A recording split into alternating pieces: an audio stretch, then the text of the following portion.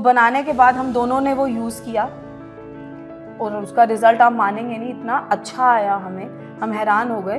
पर जब ये किया ना तो अब मैं यही कहूँगी दुनिया से कि वाकई काम करने की कोई उम्र ही नहीं है, किसी भी एज में तुम कुछ भी कर सकते हो। इनकी फ्रेंड्स इन्हें कहती है कि ये तो सेलिब्रिटी बन गई है। मैं जॉब छोड़ी थी तो तब दुख तो था मेरे मन में कि मैं करूँगी क्या, और मैं हमेशा से काम करना चाहती थी। उसके बाद मुझे लगा कि मेरे हाथ में ना कोई रामबाण लग गया इस टाइम पे, जब मेरे पास रिपीट ऑर्डर आने लग गए। पर ये है कि मन में हिम्मत हो और अपनों का साथ हो तो इंसान कहाँ से कहाँ पहुँच जाता है। हमने 10 बॉटल से शुरुआत करी थी, तो आज हमारे लगभग 1 लाख से भी ज़्यादा कस्टमर हैं। हमारे आसपास संघर्ष की कई कहानियां होती हैं। ज्यादातर कहानियां ऐसे लोगों की होती हैं जिनके हाथ खाली होते हैं, जो जमीन से आसमान तक पहुंचते हैं। ऐसे लोगों को दुनिया सलाम करती है। लेकिन कुछ लोगों की कहानी थोड़ी उल्टी होती है। वो कामयाबी के आसमान से जमीन पर आते हैं, अपने कंफर्ट जोन को तोड़ते हैं। इस प्रोसेस में वो कई बार बिखरते हैं और फिर एक नई जिद और जुनून के साथ एक नई शुरुआत करते हैं और बन जाते हैं मिसाल। बोले भारत में हम आपको ऐसे ही लोगों से मिलवाने की कोशिश करते हैं जो लीग से हटकर काम करने में यकीन रखते हैं। हमारे साथ हैं निधि दुआ, जो कि निधिज ग्रैंड मास सीक्रेट के नाम से हेयर ऑयल का कारोबार चलाते हैं, और उनके ठीक बगल में बैठे हैं उनकी सासू माँ रजनी दुआ जी। इस इंटरव्यू में निधि की सासू माँ क्यों बैठी हैं, ये हम उन्हीं से जान लेते हैं। सास बहू की जो जोड़ी है उसको तो कहा जाता है कि भाई ये ताने कलेश इस तरह की चीज़ों के लिए बदनाम है। आप दोनों एक साथ एक मंच पर इस तरीके से मतलब और क्या कमाल कर रही हैं, क्यों आखिर भाई ऐसे शुरुआत कैसे हुई आपकी? ऐसा है, सास बहू का नाम है तो बदनाम, ये तो सदियों से चला आ रहा है कि भाई सास बहू में आपस में ताने कला कलेश ये सब कुछ ही चलता है। पर उसके बावजूद भी जब एक लड़की जब मायके से ससुराल में आती है तो उसके दिमाग में बहुत सारी बातें होती हैं कि पता नहीं ससुराल कैसा होगा, पता नहीं सास कैसी होगी, कैसे मेरे साथ बिहेव करेगी। और ऐसे ही सास के मन में भी बहुत सारे सवाल होते हैं कि पता नहीं बहू आएगी वो पता नहीं कैसी आएगी क्या। ऐसे ही सवाल मेरे मन में भी थे और ऐसे ही सवाल निधि के भी मन में थे जब ये आई तो। पर ये है कि मतलब इन सब चीज़ों को वो करते हुए साइड रखते हुए अगर मतलब सास और बहू थोड़ा सा आपस में अंडरस्टैंडिंग हो उनकी आपस में, तो मेरे हिसाब से बहुत अच्छा हो जाता है, सब कुछ बहुत अच्छा हो जाता है। हाँ, कई जगह पर गड़बड़ भी होती है, ऐसा नहीं है कि बिल्कुल ही हाँ जी रजनी और निधि जो है बहुत ज़्यादा वो है जी, बहुत अच्छे से इनकी बड़ी अंडरस्टैंडिंग है, ऐसा नहीं होता। कई जगह पर गड़बड़ भी होती है आपस में, ऐसा कुछ नहीं है। पर ये है कि थोड़ा सा पेशेंस रखे, सास को, ज़्यादातर तो सास को रखनी पड़ेगी और बहू को अपनी जगह पर रखनी पड़ेगी। पर मैं तो ये कहती हूँ कि मतलब थोड़ा सा एक दूसरे का ध्यान रखो ना तो कुछ भी मुश्किल नहीं है। मैंने तो इस चीज़ को जज किया है। तो यही बात है कि ऐसे ही करते करते एक दूसरे के साथ प्यार से रहते रहते मतलब करते करते तो वो जो झगड़ा और ये सब कुछ था वो तो साइड होता गया। तो ये जो निधि थी बहू बन के आई थी वो मेरी बेटी बन गई, मैं सास से इसकी माँ बन गई। और आप मतलब आप दोनों सास बहू से बिजनेस वुमेन बने। Business women. बिल्कुल।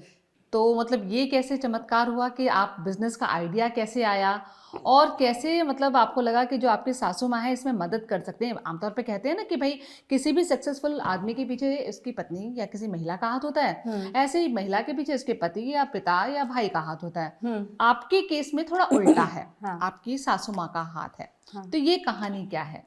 देखिए, वैसे तो मैं एक सॉफ्टवेयर इंजीनियर थी और लेकिन मुझे अपनी जॉब जो है वो 2016 में अपने बेटे की वजह से छोड़नी पड़ी। तो अब जब छोड़नी पड़ी तो सारा टाइम मैं उसी के साथ ही स्पेंड करती थी और इतने में ना एक्चुअली कोविड आ गया। अब जब कोविड आया तो तब तो मुझे लगा कि जो थोड़ी बहुत मेरी सोशल इंटरेक्शंस होती थी पहले वो भी अब ख़त्म हो गई और सारा टाइम जो है मैं बच्चे के साथ ही लगी रहती थी उसकी ऑनलाइन क्लासेस में। और ऑनलाइन क्लासेस तो चल ही रही थी और जो बची कुची सोशल लाइफ थी वो भी ख़त्म हो गई थी और साथ ही साथ कोविड हो गया। अब जब कोविड हुआ मुझे और मेरी मदर इन लॉ को दोनों को हुआ था, तो उसके बाद हमें जो है ना, हम दोनों को हेयर फॉल होना स्टार्ट हो गया। अब जब हेयर फॉल हुआ तो मैं तो पहले घबरा गई कि ये क्या हो गया भाई, जैसे, और ऐसे हो रहा था कि भाई जैसे कि बस निकलते ही जा रहे हैं, बाल निकलते ही जा रहे हैं कि एक दिन गंजी हो जाऊंगी, और इनको भी साथ साथ हेयर फॉल हो रहा था। तो मुझे लगा भाई मैं क्या करूं, और मेरे ना बचपन से ही बाल ना बहुत लंबे और शाइनी से रहे हैं। तो तब मुझे याद आया कि मेरे को मेरी दादी जो है ना, एक अपनी सीक्रेट रेसिपी से एक हेयर ऑयल बनाया करती थी, तो क्यों ना मैं वो जो हेयर ऑयल है घर पर बनाऊं। तो मुझे तो उसकी विधि पता नहीं थी, क्योंकि हम तो छोटे से थे। मेरी दादी तो ऐसे लोहे की कढ़ाई लेके बैठ जाती थी और वही बनाती रहती थी। तो मैंने वो रेसिपी अपनी मदर से पूछी, और पूछ कर मैंने इनको कहा कि वो हेयर ऑयल हम घर पर बनाएंगे ही बनाएंगे। अच्छा। तो इन्होंने पहले बोला कि हम कहाँ बनाएंगे ये वाला हेयर ऑयल। मैंने कहा नहीं, पर जो हाल हमारे बालों का हो रहा है ना, वो हमें करना ही पड़ेगा। तो हमने कुछ नहीं सोची, हमने वो लोहे की कढ़ाई ली और जितनी जड़ी बूटियां थी सब डाली, और बहुत लंबा प्रोसीजर होता है उसको, मतलब 3 दिन लगते हैं उसको बनने के लिए, उस हेयर ऑयल को, चाहे वो आप छोटी क्वांटिटी में बनाएं चाहे वो आप बड़ी क्वांटिटी में बनाएं। तो बनाने के बाद हम दोनों ने वो यूज़ किया, और उसका रिजल्ट आप मानेंगे नहीं, इतना अच्छा आया हमें, हम हैरान हो गए। मतलब 2 महीने लगे थे, और उसके बाद हमें लगा कि ये जो हेयर ऑयल है हम अपने फैमिली और फ्रेंड्स को भी देते हैं, क्योंकि कहीं ना कहीं वो भी इस प्रॉब्लम से जूझ रहे थे। उनको भी 1 महीने लगा और उनको भी इतने अच्छे रिजल्ट्स आए। तो उसी दौरान हम जो है दिल्ली से गुड़गांव मूव हो रहे थे। अब यहाँ पर भी मैं जब गुड़गांव में मूव हुई तो एक सोसाइटी सेटअप में मूव हुई, और कोविड के बाद की बात है। तो यहाँ से जिस बंदे से बात करो, कोई चाहे महिला ले लो चाहे कोई पुरुष ले लो, तो वो यही कहता था कि मुझे तो इतना ज़्यादा हेयर फॉल हो रहा है कि मुझे तो ना बाहर जाने में भी इतनी शर्म आती है, हम क्या करें। और हम इतना कुछ यूज़ कर चुके हैं अपने बालों में कि सबसे ना भरोसा ही उठ गया। और तो और एक दिन ऐसे ही मैं सैलून में बैठी हुई थी, तो एक लड़की वहाँ पे कुछ काम करवा रही थी, तो कहती है कि भगवान को जहाँ के बाल देने चाहिए ना वहाँ के तो देता नहीं है, और जहाँ के नहीं देने चाहिए वहाँ भरपूर दे दिए। तो उसकी बात ना मेरे को घर कर गई। मैंने कहा कि इस लड़की ने जो आज बात करी है ना, मतलब वो मेरे दिल को इतनी छू गई है। और मैं सीधा घर आई और मैंने अपनी मदर इन लॉ को बताया। ये कब की बात है? ये बात है 2022 की। अच्छा। 2022 अगस्त की, जब हम दिल्ली से गुड़गांव मूव हुए थे, तो ये तब की बात है। तो उसकी बात इतनी घर कर गई कि मैंने घर आके अपनी मदर इन लॉ को बोला कि जो हेयर ऑयल हमने अपने लिए बनाया ना, अब हम इनके लिए बनाएंगे, देखते हैं। तो इन्होंने कहा कि अपने तक तो ठीक था भाई, अब यहाँ पर कौन लेगा भाई हमारा हेयर ऑयल जो तुम बात कर रही हो। मैंने कहा कोई ले ना ले, हम बनाएंगे और हम इसके बारे में बताएंगे लोगों को। तो फिर ये अपना चूल्हे पे अपनी कढ़ाई लेके बैठ गई और बनाया। हमने बहुत छोटी सी क्वांटिटी में बनाया था। बनाने के बाद हमने सोसाइटी में एक व्हाट्सएप मैसेज डाला ग्रुप में कि मैंने और मेरी मदर इन लॉ ने मेरी दादी की सीक्रेट रेसिपी से एक हेयर ऑयल बनाया, और जो हेयर ऑयल बनाया वो बिल्कुल नेचुरल इंग्रेडिएंट से बनाया, उसके अंदर कोई भी केमिकल, कोई एक्सट्रैक्ट नहीं यूज़ किया गया। तो आप जिनको भी हेयर फॉल का इशू हो रहा है वो ले सकते हैं। तो वो पढ़ते ही पहले तो थोड़े लोग चौंक भी गए कि पता नहीं इसने क्या बनाया होगा, कैसे बनाया होगा, पर फिर भी एक ट्राई करते हैं।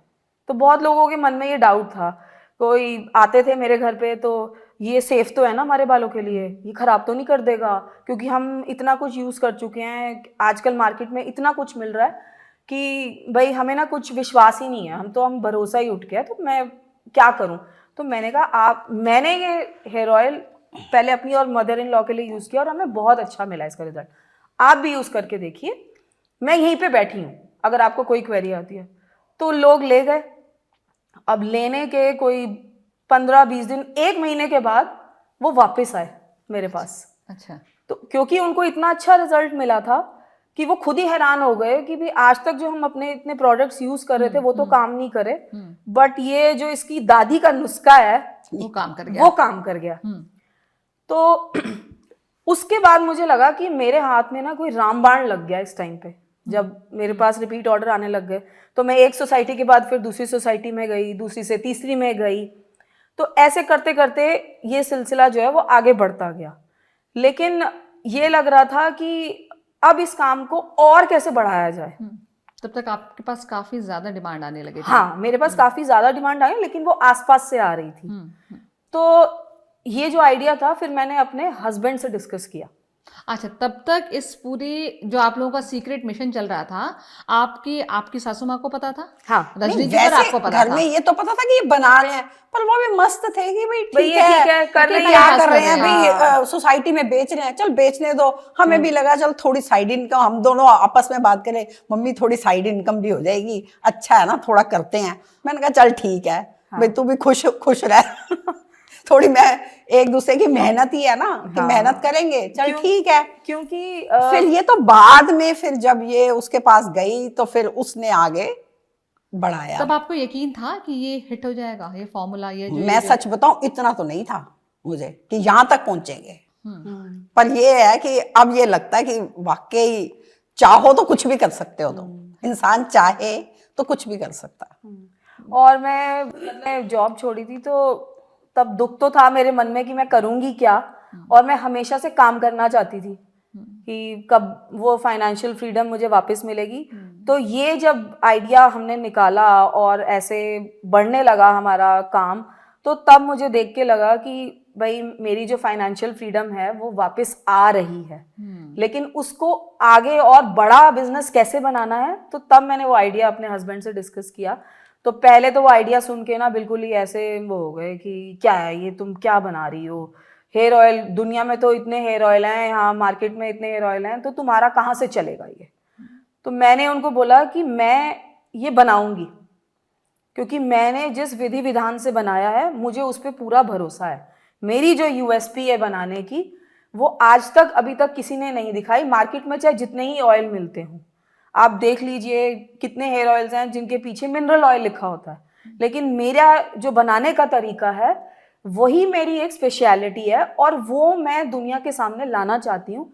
मैं दिखाना चाहती हूँ कि इस तरीके से भी हेयर ऑयल बनता है, और जब लोग इसे इस्तेमाल करेंगे तो उसे ज़रूर फ़र्क पड़ेगा। तो वो आइडिया जो था ना, तो वही इंसान थे जिन्होंने मेरे पे बिलीव किया कि भी अगर ये इतना कह रही है तो मैं जो है इस काम को कुछ होगा आगे। और मेरे पास लेकिन बिजनेस की नॉलेज नहीं थी, मार्केटिंग की नॉलेज नहीं थी, और क्योंकि वो बहुत सारी ब्रांड्स के साथ पहले काम कर चुके थे, तो उन्होंने ये आइडिया सुनकर एक इंस्टाग्राम का पेज बनाया सोशल मीडिया पे, और उन्होंने कहा कि इसका नाम हम जो रखेंगे वो निधिज ग्रैंडमा सीक्रेट रखेंगे, क्योंकि मेरी ये दादी की रेसिपी है और लोग मुझे मेरे नाम से जानते थे, निधि, जहाँ से मैंने एक सोसाइटी से शुरुआत करी थी। तो हम इसको नाम निधिज ग्रैंडमा सीक्रेट देंगे, और तुम्हारी जो कहानी है, तुमने ये क्यों शुरू किया, उसको एक रील के द्वारा प्रस्तुत करेंगे इंस्टाग्राम पेज पर, और तब हम आगे देखेंगे। तो हमने बस वो कहानी इंस्टाग्राम पे डाली अपनी कि कैसे मैंने इसे शुरुआत करी, और जैसे ही डाली, आप बिलीव नहीं करोगे, मुझे एक दिन में ना 1 मिलियन व्यूज आ गए। अच्छा, आपके पहली रील पर, वो पहली रील डाली थी हमने, और हमने जो रील डाली थी वो विमेंस डे पे डाली थी। इसलिए डाली क्योंकि ये 2 माओं से शुरुआत हुई है इसकी, तो हम इसकी जो शुरुआत है वो विमेंस डे वाले दिन करेंगे और देखते हैं इसको। लेकिन अब देखो, किसी को नहीं पता होता कि इंसान कब उसकी किस्मत बदल जाए और कब रंग लाए। तो वो दिन था मेरा 8 मार्च का दिन था 2023 का, विमेंस डे वाले दिन। तो हमने उस दिन रील डाली और वो रील इतनी वायरल हुई, इतनी लोगों ने प्रशंसा करी, और कितनी महिलाएं थी जिन्होंने अपने आप को रेजोनेट किया कि भाई अगर ये कर रही हैं तो हम भी कुछ करके देखते हैं। और 1 मिलियन व्यूज तो आए ही आए, और साथ ही साथ 100 ऑर्डर भी मिले हमें। अच्छा, जो 10 का सिलसिला था, 20 का सिलसिला था, वो 100 तक पहुंच गया, और जो ऑर्डर आए थे वो ऑर्गेनिकली आए थे हमें। तो फिर ये उस टाइम सब घबरा गए, बेटा भी कहने लगा, कहता है इतने ऑर्डर आ गए हैं तो ये कैसे बनेंगे। मैंने कहा फिक्र ही मत करो, मैंने इसको कहा, मैंने कहा तू जा बड़ी कढ़ाई ले आ। पहले तो हम छोटी में बना रहे थे, छोटी कढ़ाई में जो घर की थी हमारी, उसमें 1-1.5 लीटर ऑयल से बनता था। तो फिर उसके बाद ये पहले 5 लीटर की लाई, फिर उसके बाद ये 10 लीटर की लाई। इस तरीके से हमने वो ऑर्डर्स पूरे किए। मतलब ऐसे समझ लो सारा दिन गैस पे ना कढ़ाई पड़ी रहती थी। हमारी मेड भी आती, कहती क्या करते हो आप सारा दिन, सारी किचन में, चाहे कुछ भी कहो, जब तुम घर में बनाते हो तो वो थोड़ा ऑयल इधर उधर बिखरता भी है, कुछ गंदा भी होता है, तो मतलब फिर छानना उसको, सब कुछ करना, फिर बॉटल्स में डालना, मतलब काफी वो था कि तो आपसे रिश्तेदार आपके कहते नहीं थे या सहेलियां कि क्या कर रही हो, कहाँ अरे बहू मैं के कहती चक्कर में फंसे हुए मेरे हो? तो रिश्तेदार ये कहते थे कि तेरे तो फोन ही बंद हो गए हैं आने, नहीं तो मेरे को बहुत आदत है फोन वोन करने की क्योंकि कुछ होता ही नहीं था कुछ करने के लिए, तो क्या करेंगे, या तो टीवी देखेंगे या फिर फोन पे बात करेंगे, यही चलता था ना। तो फिर जब ये काम में बिजी हो गए तो मेरी सिस्टर कहे क्या बात है तेरे से फोन ही नहीं आते, मैंने कहा क्या करें हम बिजी हो गए अब कहते तुम बढ़िया अब इस एज में तुम काम करना शुरू कर दिया, मैंने कहा भाई ये सब एक दूसरे के साथ से ही हो रहा है, कर रहे हैं। अच्छा, तो कभी आपका कोई प्रीवियस कोई एक्सपीरियंस या ऐसा कुछ रहा है बिजनेस को लेके, या जैसे आपने इस एज में काम करना शुरू किया, कभी आपने कोई जॉब की हो या कोई ऐसा बिजनेस में कहीं हाथ बढ़ाया हो? हाँ, ये आपका पहला एक्सपीरियंस था? ना मैं तो कह रही हूँ मेरी तो 19 साल में शादी हो गई, 21 साल में पहला बच्चा हुआ और 28 साल में 3 बच्चे। उसके बाद क्या था, अपनी लाइफ में इतनी बिजी, मतलब बच्चों के साथ, सास ससुर भी थे, जॉइंट फैमिली थी। तब तो देखो, अब आजकल तो बहुत फैसिलिटीज हैं, मेड्स है, ये है, उस टाइम तो इतना सब कुछ नहीं होता था, बच्चों को भी खुद देखना, सब कुछ खुद करना। तो मतलब पर ऐसे था कि भाई जैसे खुश थे लाइफ में अपनी, भाई चलो अच्छा चल रहा है, लाइफ अच्छी निकल रही है, हस्बैंड भी बड़े सपोर्टिव थे मेरे, तो ऐसा कुछ नहीं था। पर फिर एक बार ना मेरी एक फ्रेंड मिली मुझे, तो वो मुझे, मैंने उसको देखा, मैंने कहा ये तो अपना फॉरेन टूर भी लगा रही है और क्या कहते हैं काम भी कर रही है और बच्चों को भी देख लिया। मैंने कहा, मन में सोचा कि देख हमने तो कुछ भी नहीं किया, हम तो सारी उम्र यही सब कुछ ही करते रह गए, बच्चों को ही देखभाल करते रह गए। मन फिर में आता है इस मन में तरीके आ से जाता है बिल्कुल। ख्याल कि अगर शायद हम भी कुछ करते, मन में तो आता ही है। फिर जब ये लेके आई मेरे पास ये आइडिया, तो मैंने मन में सोचा, मैंने कहा वैसे तो ठीक है, हो सकता है हम इसी से ही आगे बढ़ जाएं कि, पर जब ये किया ना, तो अब मैं यही कहूंगी दुनिया से कि वाकई काम करने की कोई उम्र ही नहीं है, किसी भी एज में तुम कुछ भी कर सकते हो, पर ये है कि मन में हिम्मत हो और अपनों का साथ हो तो इंसान कहाँ से कहाँ पहुंच जाता है। वाकई आपने बहुत बड़ी बात कही कि काम करने के लिए, काम की शुरुआत के लिए कोई उम्र नहीं होती, क्योंकि इस उम्र में आके आपको एक हिचक होती है, सोसाइटी आपको तरह तरह से कहती है कि अब कहाँ, अब आप आपके आराम करने के दिन हैं, अब कहाँ आप जो है सामान तैयार करोगे इसको बेच नहीं जाओगे, ये बेटे बहू पे छोड़ो वो आपका ध्यान रखेंगे, इस तरह की बातें होती हैं। लेकिन इस उम्र में शुरुआत करना, फाइनेंशियली इंडिपेंडेंट होना, ये अलग ही तरीके की, इसने मुझे लगता है आपको खुशी पर ये है कि करके एक कॉन्फिडेंस भी आ जाता है इंसान के अंदर कि भाई देखो हम इस उम्र में भी ये सब कुछ कर गए। और रजनी दुआ जी जो है वो अब इनकी फ्रेंड्स इन्हें कहती है कि ये तो सेलिब्रिटी बन गई है क्योंकि वो रील्स बनती है ना, उसमें हम दोनों ही होते हैं ज्यादातर। हालांकि इनकी जितनी भी सहेलियां हैं वो काम करके रिटायर हो चुकी हैं, ऐसी बात नहीं है। जब जिस उम्र में वो रिटायर हुई है तो उस उम्र में मैंने काम किया। हाँ, तो उनको ये देख के हैरानी होती है कि जिसने अपनी लाइफ में सिर्फ एक नॉर्मल गृहस्थ वाली लाइफ चलाई हो, तो उसके लिए मुझे लगता है बहुत बड़ी बात है कि एक 67 साल की उम्र में आकर अपनी बहू के साथ काम करना, मतलब मेरे लिए भी बहुत बड़ी बात है कि मैं अपनी सासू माँ के साथ काम कर रही हूँ, और साथ ही साथ मुझे लगता है कि एक सास को भी लगता है कि मैं अपनी बहू के साथ काम कर रही हूँ। जहाँ आज ये देखा जाता है कि आप टीवी सीरियल्स को देख लीजिए, कहीं देख लीजिए, मनोरंजन की दुनिया में हमेशा यही रिश्ता दिखाया गया है कि लड़ाई झगड़ा या फिर आप साथ नहीं रहना चाहते, या फिर साथ नहीं रहना चाहते। तो मतलब यहाँ आजकल बहुत सारी दुनिया ऐसी मतलब आ गई हैं, लड़कियां आ गई हैं जहाँ पर लोग करियर ओरिएंटेड हो गए हैं और ये कहते हैं कि भाई हम जो है हम अकेले रहेंगे। लेकिन मुझे ऐसा लगता है कि अगर आपको बड़ों का सपोर्ट मिले, सहारा मिले, तो आपके काम जो है ना वो और भी आसान हो जाते हैं करने के लिए। ये वाकई बहुत बड़ा एक लेसन है। हमको लगता है कि अलग रहना खुशियों का एक दरवाजा खोलता है। हमें लगता है कि सास ससुर या माँ बाप जो होते हैं एक तरीके से बोझ हैं, लेकिन आप किस तरीके से चीजें पर्सपेक्टिव बदल लें तो चीजें बदल जाती हैं। माँ बाप बुढ़ापे में जो आपको बोझ लगते हैं वो आपको कैसे एक सपोर्ट सिस्टम है आपका, आप उनको पहचान नहीं रहे हैं या आप उनको वो जगह नहीं दे रहे हैं। अच्छा, लेकिन एक चीज तो आप में भी माननी पड़ेगी, आप जो है उन्होंने तो इस उम्र में शुरुआत की, आप तो बनना चाहती थी इंजीनियर और आप इंजीनियर बनी भी, काफी मेहनत से बनी। वो क्या था कि वो बचपन का जो सपना था वो कब कहाँ कैसे टूटा, और बचपन का सपना आपने पहले बताइए पूरा कैसे किया? देखिए, मैं वैसे एक बिजनेस बैकग्राउंड से आई हूँ, और लेकिन मेरे फादर हमेशा से ही चाहते थे कि जो मेरी बेटी है ना वो बड़े होकर कोई डॉक्टर या इंजीनियर बने। तो उनका सपना देखते हुए ना, मतलब हमने बहुत परिश्रम किया स्कूल लाइफ में कि अच्छे से पढ़ाई करनी है, जब स्कूल ख़त्म हो जाएगा तो इंजीनियरिंग करनी है। इंजीनियरिंग करने के लिए एंट्रेंस एग्ज़ाम भी दिए। तब लोग आज कहते हैं कि कंपटीशन है, लेकिन उस समय में भी बहुत कंपटीशन था हमारे लेवल पर ये क्रैक करना। तो बहुत ही कठिनाइयों से, परिश्रम से हमने वो किया, और मेरा इंजीनियरिंग कॉलेज में, अच्छे कॉलेज में एडमिशन भी हुआ। लेकिन मेरे फादर को हमेशा से ये लगता था कि मेरी लड़की इंजीनियरिंग तो करे, पर यहाँ हमारे यहाँ से ना दूर ना जाए कहीं। और मेरा एडमिशन हुआ था यहाँ से पंजाब में, चंडीगढ़ में, और वो चाहते थे कि नहीं बेटा तू इतनी दूर मत जा, मैं तेरे को इंजीनियरिंग तो करने दूंगा, लेकिन तू घर के आसपास कोई ढूंढ ले। तो मैंने और तैयारी करी, तो मेरे घर के पास ही मैंने कुरुक्षेत्र यूनिवर्सिटी से इंजीनियरिंग करी अपनी। तो कॉलेज जो था वो हमारी विसिनिटी में ही था, तो वहाँ मैंने 4 साल इंजीनियरिंग करी।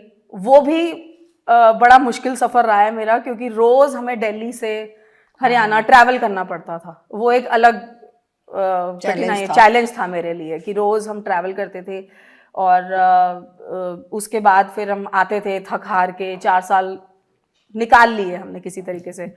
उसके बाद 4 साल के बाद जो रिज़ल्ट मिला, तो मतलब कंपनीज आई, उन्होंने हायर किया, तो मेरी जॉब जो है एज अ सॉफ्टवेयर टेस्टर लगी। बड़ी खुशी हुई मुझे, क्योंकि मेरे साथ के ऐसे बहुत सारे लोग थे उस समय पे जिनको नौकरियां मिल भी नहीं रही थी। उस दौरान जो है वो रिसेशन का 2006 की बात है, और उस टाइम पे रिसेशन आया हुआ था। तो मेरे साथ के कितने ही सारे मेरे फ्रेंड्स थे जिनको नौकरियां ही नहीं मिली थी। तो मेरे घर वाले तो बहुत ही खुश थे कि भाई हमारी लड़की की नौकरी लग गई है, वो अब इंजीनियर बन गई है, अब वो किसी बड़े से दफ्तर में जाएगी और बैठेगी, काम करेगी, पैसा कमाएगी। और मुझे भी खुशी थी, क्योंकि मैं अपनी फैमिली में पहली थी जिसने इंजीनियरिंग कंप्लीट करी, इंजीनियर बनी, और उसके बाद मेरी जॉब लगी। तो मेरे लिए भी एक बहुत बड़ी अचीवमेंट थी। बस फिर उसके बाद इंजीनियरिंग की मैंने जॉब करती रही, और उसी दौरान मैं मतलब 2010 में मैं रजत से मिली, फिर मेरी शादी हो गई, और 2013 में जो है मेरा बेटा हुआ 3 साल के बाद। तो सफ़र जो था इंजीनियरिंग का इतना इजी भी नहीं था, और मैं मुश्किल ही कहूँगी, क्योंकि उस टाइम पे इंजीनियर बनना बहुत बड़ी बात थी, नौकरी लगना बड़ी बात थी। और बेटे होने के बाद भी मुझे यही लगा कि मैं अपनी जॉब जो है कंटिन्यू रखूँगी। तो कुछ समय तक तो मैंने रखी, लेकिन जब वो लगभग 3 साल का हुआ, तो तब उसको कुछ बिहेवियरली चैलेंजेस आ रहे थे, जिसकी वजह से मुझे अपनी जॉब छोड़नी पड़ी। तो जब जॉब छोड़ रही थी मैं, तो मुझे मतलब बहुत दुख हो रहा था, क्योंकि मैं हमेशा से ही काम करना चाहती थी, और खुद चाहती थी कि खुद ही पैसे कमाऊं और अपने पैसों पर ही ऐश करूं, मुझे ये आदत थी। तो दुख तो हो रहा था, लेकिन साथ ही साथ में एक दिल में तसल्ली थी कि कोई बात नहीं, अब जो समय है वो मेरे को अपने बेटे को देना पड़ेगा, क्योंकि जो आज का समय मैंने उसको दिया तो वो मेरे लिए फ्यूचर की एक इन्वेस्टमेंट है। तो वहाँ मैंने अपनी जॉब छोड़ी, और फिर उसके बाद उसके साथ ही मैं लग गई। तब आपके दिमाग में था कि जॉब तो छोड़ दी, लेकिन कुछ ना कुछ अपना करूंगी, या बिल्कुल ही रैंडम एक थॉट था, या वो एक तरीके से वो आपको किस्मत लेके जाना चाहती थी? हाँ, जब मैंने जॉब छोड़ी थी ना, तब मैं मतलब बहुत निराश हुई थी, क्योंकि मुझे ना अभी आगे का रास्ता नहीं समझ में आ रहा था कि पता नहीं मैं कब करूंगी जॉब, क्योंकि ये आपके दिमाग में जॉब ही था। हाँ, तब मुझे ये था कि 6 महीने नहीं, साल नहीं, 2 साल बाद, 3 साल बाद मैं जॉब ही करूंगी। भाई जो मैं सॉफ्टवेयर की लाइन है मेरी, सॉफ्टवेयर इंजीनियरिंग की, तो मैं वही करूंगी। लेकिन वो गैप इतना लंबा, जब तक मैंने सोचा दोबारा जॉब करने के लिए, तब तक वो गैप इतना लंबा आ चुका था कि मेरे पास ना इतनी टेक्निकल नॉलेज नहीं थी कि मैं उस तरीके के वर्ल्ड को जो है कैप्चर कर पाऊँ अपने रूप में। क्योंकि मुझे छोड़े हुए लगभग 5 से 6 साल हो गए थे, और टेक्नोलॉजी इतनी वास्ट हो चुकी थी कि मैं अगर दोबारा से अपनी फील्ड पर जाती, तो जो ऐसे लगता कि मैं दोबारा से फ्रेशर की तरह काम करूंगी। और मैं कर भी लेती, लेकिन तब भी मेरे मन में कोई तसल्ली ना होती। तो मैंने सोचा कि ये तो मैं नहीं कर पाऊंगी अब, पर वही कहते हैं ना कि जहाँ चाह है वहाँ राह है, और मतलब कोविड के दौरान हमें ये आइडिया आया और उस आइडिया को हम आज जो है दुनिया तक लेकर आए हैं और एक विमेन एंटरप्रेन्योरशिप की जो लड़ी हुई है उसमें हम शामिल हो गए हैं। लेकिन ये जो चाह और राह के बीच का जो टाइम था, यानी कि जब आपने जॉब छोड़ी और जब नया बिजनेस शुरू किया, ये फेज आपके लिए आसान नहीं रहा होगा हर तरीके से। मतलब आपके परिवार, आपके दोस्त, आपके रिश्तेदार, आपके अपने अंदर की लड़ाइयाँ, आपके अपने स्ट्रगल्स, आपके अपने फ्रस्ट्रेशंस, उसको आपने कैसे डील किया? क्योंकि आज आप सक्सेसफुल हैं, लेकिन उस सक्सेस के पीछे की जो लड़ाई थी, जो स्ट्रगल था, वो अगर आप शेयर करना चाहें। हाँ, सक्सेस के पीछे काफ़ी हार्डशिप्स थी, क्योंकि जब तक जॉब कर रही थी तब तक तो सब ठीक चल रहा था कि भाई आप सुबह जाते होती है समाज में, आप सुबह जाते हो और भाई तैयार होके सबके लिए काम भी करके जाते हो, तैयार भी होते हो, फिर आते हो और मुझे पता है कईयों को ऐसा लगता है जब लड़की घर जॉब करके वापस आई है, ये तो भाई ठुमकती हुई आ जाती है ठुमकती हुई आ जाती है, इसको तो पीछे कुछ देखना नहीं पड़ता। लेकिन किसी को ये नहीं पता होता कि अगर एक लड़की काम करने जा रही है तो उसके पीछे भी कितने स्ट्रगल्स हैं वहाँ पर भी, क्योंकि ऑफिस का अलग प्रेशर होता है, घर आकर आओ तो अलग होता है। लेकिन जब जॉब मैंने छोड़ी तो उस 2016 से लेके जो मेरा 2022 तक का जो सफ़र रहा है वो काफ़ी कठिनाइयों से भरा रहा है। क्योंकि पहले तो मैं ये कहूँगी कि जिस वजह से मैंने अपने बेटे के लिए जॉब छोड़ी तो मैं इतनी व्यस्त हो गई थी उसके बीच में कि क्योंकि उसको जो सोशल प्ले था, उसकी जो एक्टिविटीज़ थी, उसमें मैं इतनी ज़्यादा बिजी हो गई कि मैं कहीं ना कहीं अपने लिए तो बिल्कुल समय निकाल ही नहीं पाती थी। और उसको तो देखना ही पड़ता था, साथ साथ घर भी देखना पड़ता था कि अब क्योंकि ये लगता है कि अब लड़की ने जॉब छोड़ दी है तो भाई अब तो ये घर भी देखेगी, बच्चे को भी देखेगी और मेहमानों को भी देखेगी, सब चीज़ों को देखेगी। तो वो टफ बहुत मुश्किल होता था। लेकिन मैं ये कहना चाहूँगी कि उस हार्डशिप में मेरी मदर इन लॉ का सपोर्ट तब भी था। अगर मैं बच्चे के साथ बिजी हूँ तो ये घर को देखती थी, घर संभालती थी। अगर ये मेरे बेटे को देख रही हैं, अपने पोते को देख रही हैं, उसको खिला रही हैं, उसको कुछ समझा रही, तो मैं घर को देखूंगी। तो ऐसे ही हमने जो है मतलब अपनी लाइफ को उस समय बैलेंस किया था। मुश्किलातें ज़रूर आई थी लेकिन एक दूसरे के सहारे से हम आगे बढ़ते गए और काम होता गया। मतलब दुनिया को जीतने से पहले, एक बिजनेस वुमन बनने से पहले आपने अपने घर को जीता। बिल्कुल। आपने कहा भी कि शायद जब आप शादी कर रही थी तो आपके मायके वालों ने कहा, परिवार वालों ने, कि भाई दुआ किसी का ना हुआ, राइट? हाँ। तो ये जो दुआ फैमिली है, आपने पति को तो अपना बना ही लिया, मतलब वो दुआ फैमिली को भी अपना बना लिया। तो ये पहले तो सोच के किया कि पहले दुआ परिवार को जो है एकदम अपना बना लूं, इसके बाद मैं दुनिया को जीतूंगी। हाँ, ये बिल्कुल है। क्योंकि जब मेरी शादी हो रही थी तो मेरे एक रिलेटिव थे, तो वो बड़ा ही मजाक उड़ाते थे कि तू तो दुआ परिवार में जा रही है, दुआ परिवार किसी का ना हुआ। और तो मैंने कहा कोई बात नहीं, आप कह रहे हैं ना दुआ किसी का ना हुआ, पर मैं अपना बनाकर दिखाऊंगी इन्हें। भाई उन्हें तो बिल्कुल यकीन ही नहीं था कि भाई ये इस परिवार में जाएगी और भाई सेटल हो जाएगी अच्छे से, सब कुछ अच्छा चलेगा। फिर जब शादी हो गई तो मतलब एक दिन वो शादी के लगभग 2-3 साल के बाद की बात है, वो मेरे घर आए। एक दिन मेरा बेटा हुआ था तो वो देखने आए, तो वो चीज़ें देख के इतनी हैरान हो गए कि भाई ये तो इसको तो यहाँ से सास से भी प्यार मिल रहा है, ये घर को भी मैनेज कर रही है, इसके हस्बैंड भी इतने सपोर्टिव हैं। तो तब उन्होंने मुझे ये बात बोली थी दोबारा से कि जो मैंने तुझे बोला था ना दुआ किसी का ना हुआ, यहाँ तो मुझे ऐसे लग रहा है दुआ तो सबका ही हुआ। तो मैंने कहा देखो आपकी कहावत आप ही के ऊपर आ गई है, आपने जो मुझे ये बात बोली थी तो वहाँ वो झूठ निकली और आज मेरे साथ यहाँ पर सब खड़े हुए हैं और मैंने सबको अपनाया है। मैंने क्या, इन्होंने मुझे अपनाया।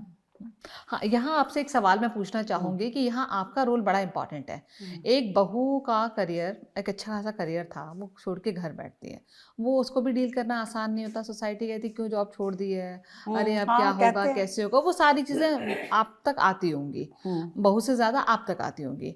फिर अब जब बहू ने अपना बिजनेस शुरू किया और आप उसमें इन्वॉल्व हुई तो भी कई तरह के प्रेशर्स आप पे, या कई तरह के ताने, या कई तरह की बातें, वो किस तरह की चीजें होती थी और आपने उसको कैसे डील किया? तो वो उसमें आपका रोल बड़ा इंपॉर्टेंट रहा होगा, तो वो आपने मतलब कैसे, किस तरह की चीजें हुई उस दौरान? एक्चुअली ना आप ये समझो, हम बिजनेस फैमिली से थे ना। हमारी फैमिली में ना कोई भी जॉब वाली नहीं थी, ना मेरी अपनी बेटियां और ना ही हमारी फैमिली में आसपास कोई भी नहीं जॉब करता था। तो मतलब मेरे हस्बैंड को तो ना शुरू में ये भी था कि जॉब करेगी, जॉब की क्या ज़रूरत है। तो खैर मैंने कहा भाई अब टाइम बदल गया, आज दुनिया सब कर रही है, करने दो जॉब। खैर जब इसने छोड़ा ना, तो कई लोगों को ये लगा, हमारी फैमिली में कई लोगों को ये लगा कि शायद इन्होंने छुड़वाई है, कि बच्चे की खातिर इन्होंने उसको बोला है। तो मुझे 2-4 लोगों ने ये भी बोला, छुड़ा दी जॉब आपने उसकी। मैंने कहा नहीं, हमने नहीं छुड़ाई, पर वो ये किसको एक्सप्लेन करने जाओ, लोग समझते ही नहीं है इस बात को। वो ये सोचते कि शायद इनका प्रेशर था कुछ जो इसको जॉब छोड़नी पड़ी। पर वो तो ये था कि इसको खुद को ये फील हुआ कि नहीं भाई मेरा बच्चा निगलेक्ट हो रहा है, क्योंकि वो जैसे जैसे बड़ा हो रहा था वो थोड़ा हाइपर तो था, तो उसके लिए मुश्किल हो रही थी, मुझे संभालना मुश्किल हो रहा था। तो फिर तब इसने मतलब खुद ही डिसाइड किया कि हमारी तरफ से कोई वो नहीं था, प्रेशर नहीं था, पर लोग नहीं समझ रहे थे। लोग यही सोच रहे थे कि इन्होंने बोला है इसको कि तू छोड़ जॉब। क्योंकि जैसे बहुत सारे लोगों को ये relative- होता है, लोगों के दिमाग में ये होता है। पर ये है कि मतलब जो लोग सोचते रहे, हम दोनों को तो पता था कि हम क्या कर रहे हैं। हमें अंदर से पता था कि भाई ना हमारा कोई प्रेशर था, ना ये अपनी जो कुछ कर रही थी अपनी मर्जी से कर रही थी। ये है कि फिर जब बिजनेस किया, बिजनेस में आए, तो तब भी चैलेंजेस बहुत आए कई टाइम पे। कभी अब मेरा भी मूड नहीं होता था कि अब ऑयल बनाए, तो पता है कि प्रेशर है, बनाना है, ये देनी है बॉटल्स, इतने ऑर्डर है, ये कंप्लीट तो करनी है। बाद में लार्ज स्केल पे बनने लगा ना, पहले स्टार्टिंग में तो ऐसे ही बना, घर से ही बनता था। घर से ही बनता था कि मन है या नहीं है, इसका भी मन है या नहीं है, तो भाई ये करना भी तो है। हेल्प तो करेगी, जा भाई सामान लेके आ, जा ये जो जो हमें हर्ब्स ingredients हैं, जो चाहिए होते थे। इंग्रेडिएंट्स हैं, वो तो ये बाहर का तो सब यही करती थी कि यही लाएगी, मैं तो नहीं लाऊंगी। मतलब ऑर्डर करके आती थी कि पूरी पेटी भेज देना उसकी नारियल के तेल की। इस तरीके से मतलब काफी प्रॉब्लम्स तो आई, पर ये है कि करते करते सब कुछ बहुत अच्छा हो गया। अच्छा, तो ये फिर एक पॉइंट ऐसा आया जहां आप एंट्री हुई आपके हस्बैंड की, जहां घर के पुरुषों को लगा कि चलो अब इनको इन्वॉल्व करते हैं, अब जो इनसे जो है इनको उस प्रोसेस में शामिल करके आगे लेके जाते हैं। तो उनका रिएक्शन क्या था जब लगा कि हमें इस तरीके से चीज़ों को आगे लेके जाना है? क्या वो आपकी आइडिया से कन्विंस थे, या उन्होंने इनिशियली जो सपोर्ट होता है, भाई फिजिकल ना हो तो मॉरल सपोर्ट ही हो, मिला कि नहीं मिला? शुरू में जब मैंने आइडिया डिस्कस किया था तो वो मेरे आइडिया से वैसे इतने कन्विंस नहीं थे। मॉरल सपोर्ट उनका पूरा था। उनको ये नहीं था कि मैं कभी घर से बाहर ना जाऊं, मैं दोबारा जॉब ना करूं या मैं कोई काम ना करूं। उस चीज़ में तो वो मुझे पूरा सपोर्ट करते थे कि तुम्हें अगर आज भी जॉब करनी है तो तुम करो। लेकिन मुझे पता था कि मैं दोबारा जॉब नहीं कर सकती। मैंने जो ये आइडिया सोचा है, मैं इस वाले आइडिया को आगे लेकर जाना चाहती हूँ। तो कन्विंस तो वो नहीं थे, लेकिन जब मैंने उनको अपनी कहानी सुनाई और मैंने तरीका बताया, वो तब जाके उन्होंने मेरे आइडिया पे थोड़ा बिलीव करना स्टार्ट किया कि करके देखते हैं, आगे क्या होगा उसका मुझे नहीं पता। पर मुझे विश्वास था कि जिस राह पे मैं चली हूँ, जिस बात पे मैं चली हूँ, कुछ ना कुछ तो होगा। क्योंकि इससे पहले किसी ने भी ना ऐसे ये चीज़ हेयर ऑयल को दिखाने की जो प्रक्रिया है ना, वो किसी ने भी नहीं करी थी। ना ही कोई सोशल मीडिया पे, ना ही किसी न्यूज़ चैनल पे, किसी ने भी नहीं दिखाई थी। तो हम जो कर रहे थे उस आइडिया पे मुझे बिलीव तो था ही था। फिर मेरे हस्बैंड को भी थोड़ा थोड़ा आया कि नहीं, जो ये बात बोल रही है हमें करनी तो चाहिए।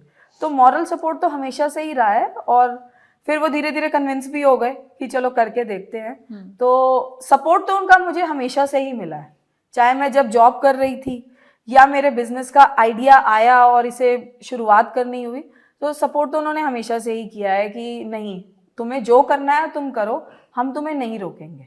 अच्छा, ऐसा हुआ कि जब आपने अपने प्रोडक्ट को मतलब मार्केट में उतारा, तो एक होता है, हमेशा तो ये नहीं होता कि आपको लगातार ऑर्डर्स ही आ रहे हैं, अप्स एंड डाउन्स तो आते ही हैं। बिल्कुल। तो वो उस तरह की फेज भी आए जब आपको लगा कि चल रहा है, नहीं चल रहा है?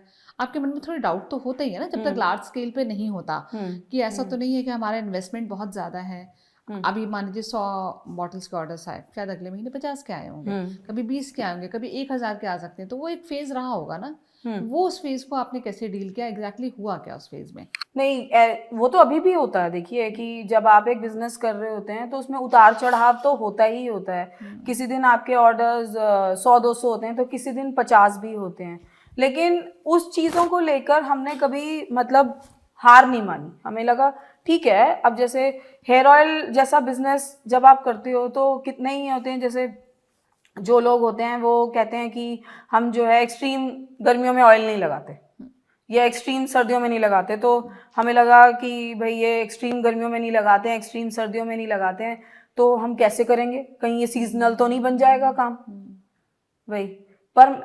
पर आप दूसरे तरीके से सोचिए, इतना बड़ा भारत देश है, हर जगह तो एक्सट्रीम गर्मी नहीं है और हर जगह तो एक्सट्रीम सर्दियां नहीं है, तो हर जगह से ही हमें उसके ऑर्डर आते हैं और मतलब वो बैलेंस हो जाता है हमारा। तो आज मैं अगर आपके बिजनेस की बात करूं, आपने 2 बॉटल से शुरुआत की थी या 10? 10 से करी 10 थी से। हमने। 10 से आज आप कितने बॉटल्स पे पहुंच गए और आपका बिजनेस कहाँ से कहाँ हमने पहुंच गया है? हाँ, हमने 10 बॉटल से शुरुआत करी थी, तो आज हमारे लगभग 1 लाख से भी ज़्यादा कस्टमर हैं। और बॉटल्स की ऐसे गिनती तो मुझे नहीं पता होगी क्योंकि उसको ज़रा मापना ज़रा बड़ा ही टफ काम है, बट हाँ हम ये कहेंगे कि काफ़ी मतलब अभी पूरा भारत तो हमने नहीं एक्वायर किया है और हमारी कोशिश ये है कि हम पूरे भारतवर्ष में इसे फैलाएं और एक काफ़ी बड़ी ब्रांड लेकर जाएं। अच्छा, वो क्या चीज़ थी जिससे आपको लगता था कि आपकी मतलब आपने अपनी ग्रैंड माँ को बनाते हुए देखा था, आपने हेयर ऑयल यूज़ भी किया, मार्केट में बहुत बड़े बड़े ब्रांड्स हैं, राइट? उस मार्केट में घुसना आसान नहीं है, खासकर जब आपके पास रिसोर्सेज नहीं, आपके पास अनुभव नहीं है और मतलब नहीं पता कि लोग आप पे भरोसा करेंगे कि नहीं करेंगे, आपके पास वो टीम नहीं है, एक मार्केटिंग टीम नहीं है, अपने उसको प्रमोट करने का तरीका नहीं पता, तो आपके प्रोडक्ट में ऐसा क्या था या क्या है जो लोग खरीद रहे हैं? मैंने जैसे कि आपको बताया कि जो मेरे प्रोडक्ट का जो बनाने का तरीका है ना, वो सबसे अलग है। आज मुझे ही देख के पता नहीं कितनी महिलाएं हैं वो घर पर बैठ के बना रही हैं। शुरू में मुझे लोगों ने ये बहुत बोला था कि जिस तरीके से तुम बना रही हो ना, घर पे कोई भी बना लेगा। मैंने कहा ठीक है, बना ले, मुझे कोई प्रॉब्लम नहीं है। मैंने एक उनको तरीका दिखा दिया, लेकिन मैं तो उनके लिए बना रही हूँ ना, ऐसी वर्किंग लेडीज के लिए बना रही हूँ जो घर बैठकर काम भी करना चाहती हैं और कुछ लेडीज़ हैं जो बाहर जाके काम कर रही हैं, जिनके पास टाइम नहीं है, लेकिन वो अच्छे प्रोडक्ट्स को यूज़ करना चाह रही हैं, केमिकल फ्री प्रोडक्ट्स को यूज़ करना चाह रही हैं, तो मैं तो उनको एक्वायर कर रही हूँ। तो वो देखकर मतलब मुझे लगा कि भाई मैं इस चीज़ से आगे बढ़ सकती हूँ। मैं जिस तरीके से अपने ऑयल को बना रही हूँ, और दूसरी बात, मैं जब अपनी सासू माँ के साथ आकर बनाती हूँ, दिखाती हूँ, तो वो लोगों में एक कॉन्फिडेंस बिल्ड होता है कि हमेशा से उन्होंने यही देखा है ना कि सास और बहू काम कर ही नहीं सकती, लेकिन जब उन्होंने हम दोनों को देखा ना कि ये दोनों आती हैं और दिखाती हैं कि ये कैसे बनाती हैं, उससे जो हमारा विश्वास आया लोगों का, तो वो एक बहुत बड़ी मिसाल बन गया था कि नहीं, हम इस काम को जो है आगे लेकर जाएंगे। इस काम को आगे लेके जाएंगे। इसमें आपकी सास ने मतलब रजनी जी ने उनका बहुत बड़ा योगदान है। साथ में एक और चीज़ आप लोग कर रहे हैं जो बहुत शानदार है अपने आप में, वो ये है कि आपकी जो मैन्युफैक्चरिंग यूनिट है वहाँ आपने मैक्सिमम शायद महिलाओं को ही हायर किया है, लेडीज ही हैं, तो उनको जिसे कहते हैं ना कि महिलाओं का सशक्तिकरण अपने आप में बहुत बड़ा। जैसे आप पहले इंजीनियर थी, इंजीनियर से फिर आप हाउसवाइफ बनी, आंटी जी ने इतने लेट शुरुआत की, लेकिन आज आप फाइनेंशियली इंडिपेंडेंट हैं, सोसाइटी में इनका अपना एक अलग नाम है, आप उन महिलाओं को भी वो काम दे रही हैं, सम्मान दे रही हैं। ये कहाँ से लगा कि हमें सिर्फ महिलाओं को ही रखना है? ये आइडिया मुझे ऐसे आया कि क्योंकि मुझे पता है कि बहुत सारी महिलाएं हैं यहाँ पर भारतवर्ष में जो जिनके अंदर हुनर भी है और वो काम भी करना चाहती हैं, लेकिन वो बाहर कभी निकली ही नहीं है। तो तब मैंने सोचा कि जब मैं ये वाला काम कर रही थी तो क्यों ना, और हमें टीम अपनी बिल्ड करनी थी क्योंकि जैसे जैसे धीरे धीरे आगे काम बढ़ता जा रहा था तो हमें लोगों की ज़रूरत थी। तो तब हमने सोचा कि हम जो टीम बनाएंगे वो महिलाओं की बनाएंगे, क्योंकि मैं चाहती थी कि ऐसी औरतें और ऐसी महिलाएं आगे आएं जो काम करना चाहती हैं लेकिन उनको कभी मौका नहीं मिलता, घर से बाहर नहीं निकल पाती। तो मैंने उनको एक मौका दिया कि आप आइए, और वो काम कर सकती थी, उनके अंदर ये काबिलियत थी, लेकिन ये नहीं पता था कि शुरुआत कैसे करें उस चीज़ का। तो हमने फिर ज़्यादातर जो है अपनी फैक्ट्री में महिलाओं को सपोर्ट किया, और जिससे उनको मतलब काफ़ी फ़ायदा हुआ, वो काम करने लगी। अब जब वो काम करके घर जाती हैं तो उनके परिवार वाले इतने खुश होते हैं कि भाई जो देखो भाई आज हमारी बहू भी कमा रही है, बाहर जाकर काम कर रही है, और मतलब उनकी फाइनेंशियली इतनी हेल्प हो रही है अपने घर पर जाकर। पुरुष तो करते ही करते हैं, लेकिन उनके परिवार वाले बहुत खुश हुए थे जब उनकी बहू जो है या बेटी जो है वो घर बाहर जाकर काम करती है, और बच्चे भी इतना खुश हुए कि आप तो हमारी मम्मी बाहर जाके काम करती है, ये हेयर ऑयल बनाती है। तो यही हमारा एक मकसद था कि हम चाहते थे कि जो महिलाएं हैं उनको भी मौका मिलना चाहिए। मतलब महिला सशक्तिकरण का बिल्कुल जबरदस्त उदाहरण है, क्योंकि हमें सास लगा बहू कि जब यहाँ हम सशक्त हो रही हम हैं। इस उम्र में कर सकते हैं तो हम किसी और को मौका दें क्यों? जरूरी है कि और लेडीज को ही दें, महिलाओं को ही मौका दें, क्योंकि आदमियों को तो सभी देते हैं मौका, हाँ। औरतों को मिलना चाहिए।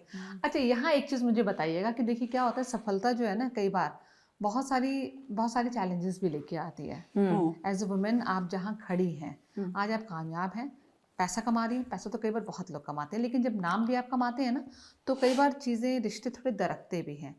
मतलब घर, आपके रिश्तेदारों के बीच में, अगर आप उनको छोड़ भी दे, परिजनों के बीच में थोड़ी इक्वेशन बदलती है।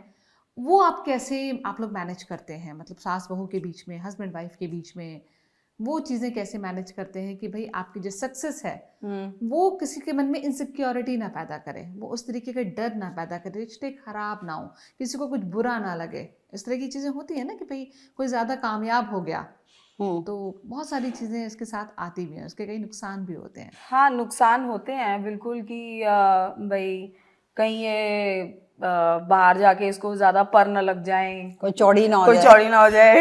भाई, हाँ, पहले सास तो को भी टेंशन हो जाती है कि कहीं बहुत ज्यादा चढ़ ना जाए, बेटे को वो ना करने लग जाए, निगलेक्ट ना करे मेरे बेटे को। अच्छा, या तो आप अपनी बहू को फिर आप कैसे आज मैं बोल रही हूँ, कभी कभी तो आ जाता है मन में ख्याल, हाँ, आता है कि आता ही है। तो फिर आप लोग वही तो कह रहे हैं, कैसे करते हैं? इस तरह की सिचुएशंस भी आती होंगी ना घर में, जहाँ लग रहा है कि हमारा काम इंपॉर्टेंट आप कर रहे हो, अच्छा आप अपने बच्चे को जो है आप निगलेक्ट कर रहे हो, हाँ आप मुझे टाइम नहीं दे रहे हो, इस तरह की चीज़ें आती हैं क्या? आ जाती हैं, पर कभी कभी आती हैं हमारे मतलब क्योंकि हम ना एक एक्चुअली फैमिली बिजनेस में है, हम साथ में हैं, मेरे हस्बैंड मेरे साथ हैं, मेरी सासू, तो मेजॉरिटी ऑफ घर तो साथ ही चलता है, तो सबको पता ही होता है कि काम कैसे मैनेज करना है। हाँ, बस एक है जो मेरे फादर इन लॉ है ना, उनको बड़ा लगता है इनसे कि अब तुम मुझे टाइम नहीं देती हो, तो वो सबसे ज्यादा हमारे जो बिजनेस में, हमारे काम में ना सबसे ज्यादा उनको ये लगता है कि मैं निगलेक्ट हो गया हूँ। हाँ, खुशी तो होती है, खुश तो बहुत होते हैं वो, हाँ, लेकिन पत्नी हाथ से निकल गई, लेकिन पत्नी हाथ से निकल रही है। उनको मतलब बेटियों को बताते हैं ना, तुम्हारी माँ के पास तो टाइम ही नहीं है मेरे लिए। हाँ, तो हमारे बाकी तो हम तीनों साथ में ही हैं, हम तीनों काम करते हैं, तो हमें पता होता है कि भाई उसको मैनेज कैसे करना है। और जाहिर सी बात है कि मन में ख्याल तो आते हैं कि भाई कोई, अगर मुझे ज़्यादा सक्सेस मिल गई तो दूसरा इंसान ये सोचेगा कि ये तो देखो अब हाथ से ही निकल गई है ये वाली चिड़िया। आते हैं, हमें किसी और के लिए भी आते हैं, बट मुझे लगता है कि एक दूसरे का जब सपोर्ट होता है और समझना होता है, वो आपको आगे लेकर जाता है। अच्छा, इससे मुझे एक चीज़ और याद आ रही है, मैं आपकी इंस्टा रील्स देख रही थी, बड़ी इंटरेस्टिंग होती हैं। जिस तरीके से आप रजनी जी होती हैं सासू माँ के साथ, अपने हस्बैंड के साथ बना रही होती हैं, बड़े अच्छे गाने भी आप ढूंढ ढूंढ के लेके आते हैं। तो वो आइडियाज़ कहाँ से आते हैं? मतलब वो इनका आइडिया होता है, आपका होता है, या अगेन ये फैमिली का पूरा काम है कि किस तरह के आइडियाज़ पे आप मतलब को लेके आप रील बनाएं? वैसे तो फैमिली का होता है, लेकिन इस चीज़ में मैं कहना चाहूँगी कि मेरे हस्बैंड जो है ना, वो एक मतलब डायरेक्टर की तरह काम करते हैं। उनका जो सोचना है, रील कैसे बनाना है, उसको कैसे हम दिखाएंगे, इसके पीछे क्या कहानी होनी चाहिए, और कौन कैसे बैठेगा, कौन सा गाना लगना चाहिए, कौन सा इमोशन आना चाहिए, तो वो हमें एक्टिंग करके भी दिखाता है कि कैसे इसको आपने act कैसे करना है। बोलना है, आपने कैसे एक्ट करना है इसको। तो वो उनका काफ़ी मेजर रोल रहता है। मतलब साथ ही साथ वैसे तो हम सारे एक साथ बैठ के ही डिस्कस करते हैं, बट हाँ, जो रील बनाने का काम है, उसको दिखाना कैसे है, हम प्रस्तुत कैसे करेंगे, वो मेजॉरिटी जो काम है वो उसका ही है। उसका होता आप है। लोग को अपने लिए टाइम मिल जाता है? क्योंकि इतना सारा काम है भाई, आपका बिजनेस है, आपका इंस्टा है, हाँ, इसके लिए ये भी कम मेहनत का काम नहीं है, हाँ, रील्स तो उसके बनाना लिए भी। स्पेशल तैयार होना पड़ता है, टाइम हो, मन हो या ना हो। कई बार वो सुबह ही इंस्ट्रक्शंस दे देता है कि आज तैयार हो जाना, आज रील बनानी है। और इस सब के बीच में जो आपका बेटा, आपका पोता, वो कहाँ होता है? उसका वो क्या हम ओपिनियन है? उसको इस तरीके से मैनेज करते हैं, जब वो स्कूल जाता है हाँ हम ये वाले काम तभी करते हैं। हाँ, हम वर्क लाइफ को ऐसे बैलेंस करके चलते हैं कि सुबह जब मेरा बेटा पर उसको भी पता चल गया। उसको बोलते हैं, वो कहता है कि आप क्या कर रहे हो? रील बनाने लगे। अच्छा ठीक है। मैं तो कह रही हूँ, अब वो बैलेंस कैसे करते हैं? शुरुआत में काफ़ी मुश्किल आई थी, क्योंकि जब मैंने ये वाला काम स्टार्ट किया था तो उसका तरफ जो ध्यान था, मेरा टाइम था, वो काफ़ी कम हो गया था। तो कहीं ना कहीं वो इस चीज़ से इफ़ेक्टेड हुआ था कि मम्मा जो है भाई वो बिज़ी हो गई है, भाई मेरे साथ कम टाइम स्पेंड करती है।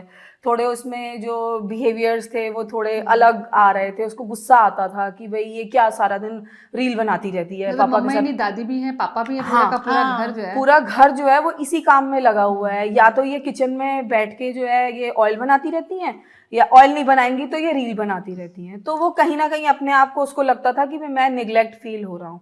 फिर मैंने उसे बैठ के एक दिन उसे समझाया कि देखो, मम्मा जो है पहले ऐसे जॉब करती थी, अब मम्मा जॉब नहीं करती है, लेकिन मम्मा ने ये घर पे काम शुरू किया है, तो थोड़ा टाइम जो है मम्मा को वहाँ भी देना पड़ेगा और थोड़ा टाइम आपके साथ करना पड़ेगा। मैं समझ रही हूँ जो आजकल आपको समय नहीं मिल पा रहा, और मैं शुरुआत में तो थोड़ी दिक्कत आई थी। हाँ, बहुत सारी दिक्कतें थी उसके साथ कि भाई वो जो है जितना मैं उसके साथ टाइम स्पेंड करती थी, उसके साथ खेलती थी, उसके साथ बाहर जाती थी, तो वो टाइम जो था वो कम हो गया था पहले से।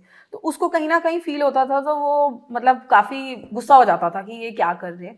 लेकिन फिर मैंने उसे समझाया कि नहीं, मम्मा जो है थोड़ा इधर व्यस्त हो गई हैं और मैं तुम्हारी तरफ कम ध्यान देने लगी हूँ, बट ऐसा नहीं है कि हम टाइम स्पेंड नहीं करेंगे, हम करेंगे। अब आप बड़े हो गए हो, अब आपको थोड़ा काम जो है वो खुद संभालना पड़ेगा, खुद से मैनेज करना पड़ेगा। तो वो धीरे धीरे उसको टाइम लगा था कि भाई करना पड़ेगा। चैलेंजेस उसके पास भी थे ये देखने के लिए कि जो हमेशा से घर बैठी रहती थी मेरे साथ, भाई मेरे 24 साथ ही घंटे 24 मेरे साथ घंटे थी। मेरे साथ, भाई ऑनलाइन क्लास भी ले रही है, स्कूल भी लेकर जा रही है, पढ़ा रही है, फिर खाना खिलाती है, फिर बाहर खेलने लेके जाती है, मुझे यहाँ लेके जाती है। तो वो थोड़ा टाइम कम हो गया था। लेकिन धीरे धीरे धीरे फिर उसे समझ आने लगी कि टाइम जो है मुझे अब ऐसे करना पड़ेगा डिवाइड, कि मम्मा थोड़ी देर उधर बिजी है तो मैं जो हूँ वो अपने आप काम करूँ, बिजी हो जाऊं। बिजी हो जाऊँ। ये आपकी जो सक्सेस है, आपने अपने बेटे को तो समझा दी। अब इस सक्सेस को आपका जो परिवार है, एक्सटेंडेड फैमिली है, रिश्तेदार है, उनका आप लोगों के प्रति मतलब किस तरह से नजरिया बदला? नहीं, वो भी वैसे मैंने देखा, कई तो बहुत खुश होते हैं कि जैसे मेरे हैं रिलेटिव्स हैं, मैं जाती हूँ उनके पास तो वो यही कहते हैं तुम तो सेलिब्रिटी बन गए हो, तुम तो रील्स देखते हो। मैं तुम्हारी रील्स देखती हूँ, बड़ी अच्छी होती हैं, तू तो बड़ी स्मार्ट हो गई। ऐसे बोलते हैं लोग, तो अच्छा भी लगता है। और अब मन में कोई कुछ सोचता होगा तो वो हमें नहीं पता कि क्या सोचता है। नहीं तो आपके अपना जो परिवार था, उन्हें कैसा लगता है कि बेटी इंजीनियर बन रही थी, अचानक से उनको धक्का लगा हो कि तो बेटी तो घर पे बैठ गई। अब बेटी इतनी सक्सेसफुल हो गई जो शायद इंजीनियर बन के भी नहीं हुई थी, तो अब उनका क्या इस बारे में कहना है, वो क्या सोचते हैं? शुरू में तो सब बहुत हैरान हुए थे जब उन्हें ये पता चला कि भाई ये क्या, एक इंजीनियर लड़की क्या घर पे बैठ के तेल बनाएगी, यही काम करेगी, तेल बेचेगी अब ये वाली। तो मतलब उनको सबको हैरानी हुई थी, इवन मेरी मदर को भी हैरानी हुई थी कि ये क्या काम है निधि, भाई इससे बेटर तो तू ऐसा कर कि कोई जॉब ढूंढ ले या कोई टीचिंग वाली काम कर ले। हाँ, क्योंकि ये भी कितने बोला। साल मैंने अपने बेटे के साथ काम किया था, तो उन्हें ये लग रहा था कि वो एक्सपीरियंस क्यों नहीं तुम यूज करती हो, भाई तुम कोई टीचर की जॉब कर लो, कोई एजुकेटर बन जाओ। तो मैंने उनको कहा कि मैं अपने बेटे तक तो कर लूंगी, आगे टीचिंग जॉब करना मेरे लिए बहुत मुश्किल है, इतने सारे बच्चों को संभालना, तो और उसके लिए मुझे अलग से फिर पढ़ाई करनी पड़ेगी।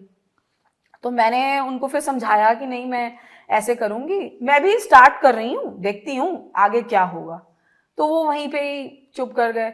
फिर ऐसे ही मेरी मदर आगे डिस्कस करती रहती थी अपने रिलेटिव से, भाई कि वो निधि है ना, उसने ऐसा वाला काम शुरू किया। तो हैरान वो भी होते थे कि ये इंजीनियर है, ये क्या मतलब ऑयल क्या कैसे- बनाने लगी? ये ऑयल क्या बनाने लगी है। हाँ।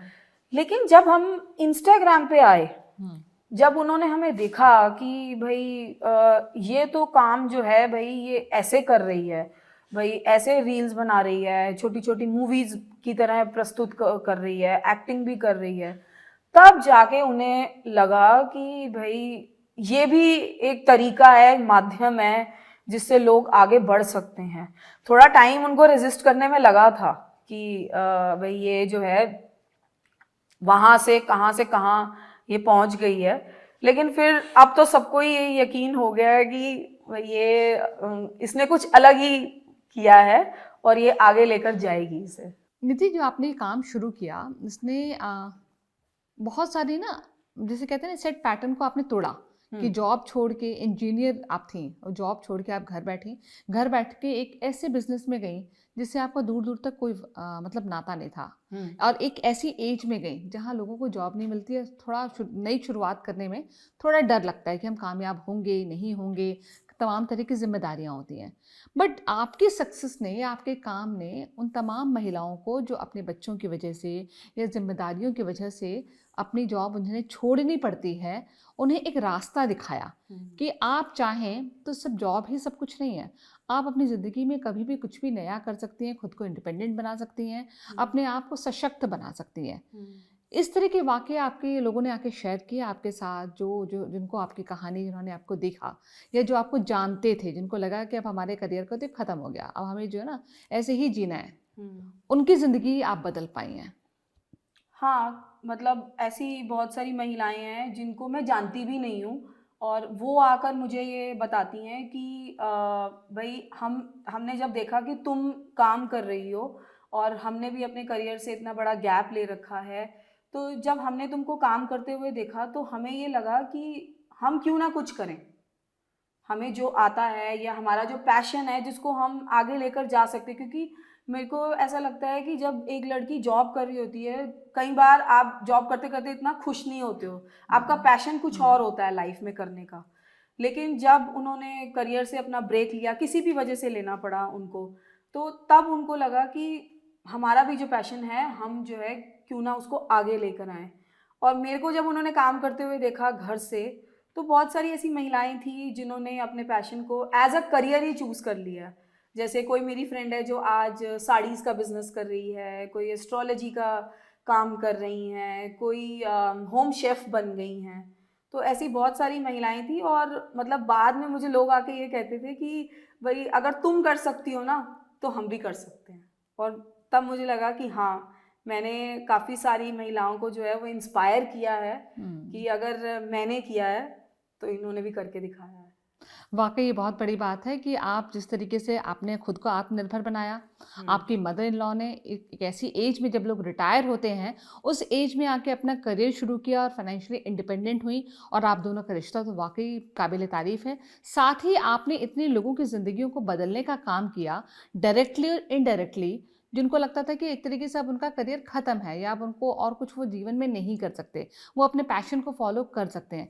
ये बहुत सारी ऐसी चीज़ें हैं जो आपकी ज़िंदगी से, आपकी सक्सेस से, आपका जो स्ट्रगल रहा है, आपका जो काम रहा है, इससे सीखा जा सकता है। आपका हमारे स्टूडियो में आने के लिए बहुत बहुत शुक्रिया।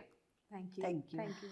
ये थी निधिज़ ग्रैंड माँ सीक्रेट की निधि जी और उनकी सासू माँ रजनी जी, जिन्होंने ये बताया कि कई बार ऐसा होता है ना हमारी ज़िंदगी में कि हमें लगता है कि जब आप सफलता की सीढ़ियाँ चढ़ते हैं तो बहुत सारे रिश्ते पीछे छूट जाते हैं, लेकिन ये ज़रूरी नहीं होता। अगर आप चाहें तो उन रिश्तों की उंगली थाम कर आप कामयाबी की सीढ़ियाँ चढ़ सकते हैं, आप आत्मनिर्भर बन सकते हैं, आप एक दूसरे को सपोर्ट कर सकते हैं और एक ऐसी शुरुआत कर सकते हैं, एक ऐसा काम कर सकते हैं जो न केवल आपको आत्मनिर्भर बनाएगा, सशक्त बनाएगा, बल्कि समाज में एक मिसाल भी कायम करेगा कि देखो, ज़िंदगी जीने का, अपना करियर शुरू करने का, खुद को आत्मनिर्भर बनाने का एक तरीका ये भी हो सकता है जब आपका पूरा परिवार आपके साथ हो और आप उस परिवार को लेके एक साथ कामयाबी के रास्ते पर आगे बढ़ते हैं।